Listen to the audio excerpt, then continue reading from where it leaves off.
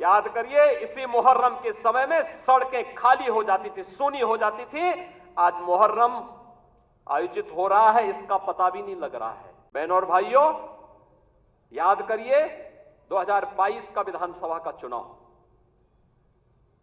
2022 का विधानसभा का चुनाव विपक्ष उछल कूद कर रहा था। चुनाव के तत्काल बाद आपने देखा होगा कैसे मारपीट पर उतारू हो गए थे, और तब हर कार्यकर्ता इस बात को सोचता था कि वास्तव में हमारी सरकार का माफिया मुक्त उत्तर प्रदेश का अभियान इन्हीं गुंडों के लिए है, और उस उत्तर प्रदेश को आप सबके सहयोग से आज माफिया मुक्त करने में हमें सफलता प्राप्त हुई। तो माफिया मुक्त उत्तर प्रदेश के साथ साथ हमारे विचार परिवार का ये जो लंबा संघर्ष था,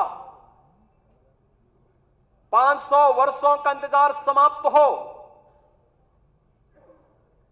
दुनिया भर के सनातन हिंदू धर्मावलंबी जिन आकांक्षाओं के साथ जी रहे थे, उन अपेक्षाओं पर प्रधानमंत्री मोदी जी के नेतृत्व में डबल इंजन सरकार ने खरा उतर करके अयोध्या में रामलला के भव्य मंदिर निर्माण के साथ साथ 500 वर्षों के बाद रामलला को विराजमान करने का काम भी किया।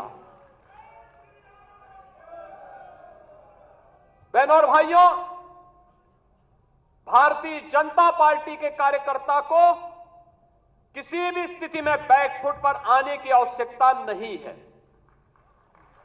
किसी भी स्थिति में नहीं है,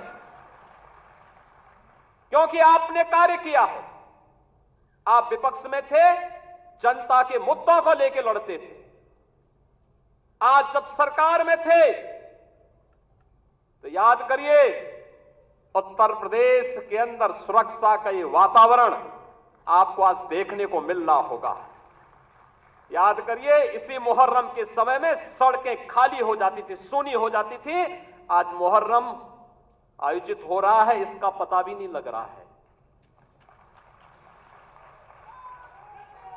ताजिया के नाम पर घर तोड़े जाते थे, पीपल के पेड़ काटे जाते थे, सड़कों के तार हटाए जाते थे, पुल तोड़ दिए जाते थे। आज कहा जाता है किसी गरीब की झोपड़ी नहीं हटेगी, आज कहा जाता है कोई तार नहीं हटेगा, आज कहा जाता है कि सरकार नियम बनाएगी, पर्व और त्योहार मनाना है तो इन नियमों के अंतर्गत मनाओ, और नहीं तो अपने घर में बैठ जाओ। ये मनमानापन नहीं चल सकता है।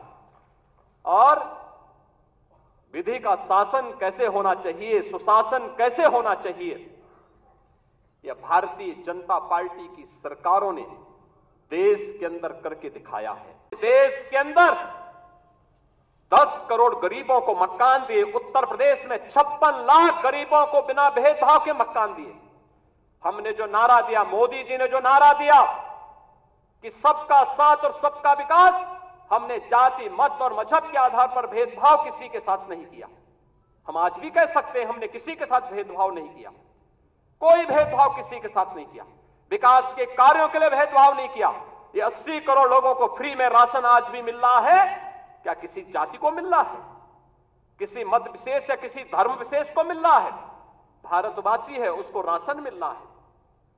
भारत पहला देश जिसने भूख से मौतें नहीं होने दी, बदहाली नहीं होने दी, आत्महत्या नहीं होने दी, किसी गरीब को सड़क पर भूखों से मरने के लिए मजबूर नहीं होने दिया। लेकिन उस सबके बावजूद भारतीय जनता पार्टी का कार्यकर्ता लगातार कार्य करता रहा, विपरीत परिस्थितियों में अपनी जान की परवाह किए बगैर लगातार कोरोना जैसी महामारी से जूझता रहा, और सेवा को ही संगठन मान करके कार्य करने का परिणाम रहा कि जिस महामारी के सामने दुनिया की बड़ी बड़ी ताकतें नतमस्तक हो गई, उसी कोरोना को कहां समाप्त कर दिया मोदी जी के नेतृत्व में। भारत ने सबसे अच्छा परिणाम देकर के दुनिया के सामने कोविड प्रबंधन की एक नई अनूठी छाप छोड़ी। कोई कारण नहीं 10 की 10 उपचुनाव फिर से भारतीय जनता पार्टी अपने पक्ष में करने में सफल हो, लेकिन इसके लिए आज से जुड़ना पड़ेगा, लगना पड़ेगा।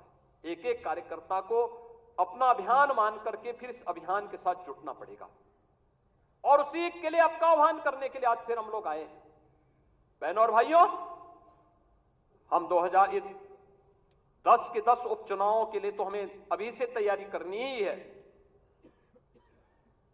लेकिन हमें इस बात का याद रखना, उत्तर प्रदेश को जो नई पहचान बनी है, उत्तर प्रदेश जो पहले छठी अर्थव्यवस्था थी, आज देश की नंबर 2 की अर्थव्यवस्था बन चुकी है और तेजी के साथ उभरती हुई अर्थव्यवस्था के रूप में अपने आप को स्थापित कर रही है।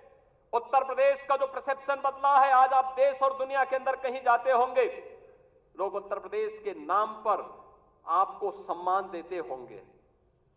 इस सम्मान को बरकरार रखने के लिए जीत के सिलसिले को फिर से आगे बढ़ाने की आवश्यकता है और उसको बढ़ाने के लिए आह्वान करने के लिए आज आपके सामने माननीय राष्ट्रीय अध्यक्ष भी आए हैं। जीत का यह सिलसिला जो 14, 17, 19, 22 पंचायत चुनाव, नगर निकाय चुनाव, उपचुनावों में बना रहा, यही मोमेंटम 2027 में भी बनेगा। यह हमारा संकल्प आज से होना चाहिए, आज से होना चाहिए। याद रखना, भारतीय जनता पार्टी है तो जिले में हमारा महापौर भी है, जिला पंचायत अध्यक्ष भी है और ब्लॉक प्रमुख भी है, चेयरमैन भी है, पार्षद भी है। और अगर यहां पर कहीं कोई खरोंच आता है तो वहां उसके असर वहां पर भी पड़ने वाला है और इसीलिए अभी से इसकी तैयारी में जुटना होगा। एक एक व्यक्ति को जुटना पड़ेगा, ब्लॉक प्रमुख हो या चेयरमैन, महापौर हो या जिला पंचायत अध्यक्ष, विधायक हो या विधान परिषद सदस्य, लोकसभा के हमारे माननीय सांसद हो या फिर राज्यसभा के माननीय सांसद, इन सबको संगठन के साथ बेहतरीन तालमेल बना करके, संगठन जिसको तय करे उसके साथ खड़ा होकर के प्राणपण से जुट करके कमल चुनाव चिन्ह को विजयी बनाने के संकल्प के साथ अगर हम आगे बढ़ेंगे तो आपका भी सम्मान होगा, सर्वत्र सम्मान भी मिलेगा और जो लोग उछल कूद करने का कुत्सित प्रयास कर रहे हैं, मुझे लगता है इनको दोबारा उछल कूद करने का अवसर ही नहीं मिल पाएगा। यह हम आप सबको आश्वस्त करने के लिए आज यहां पर आए हैं।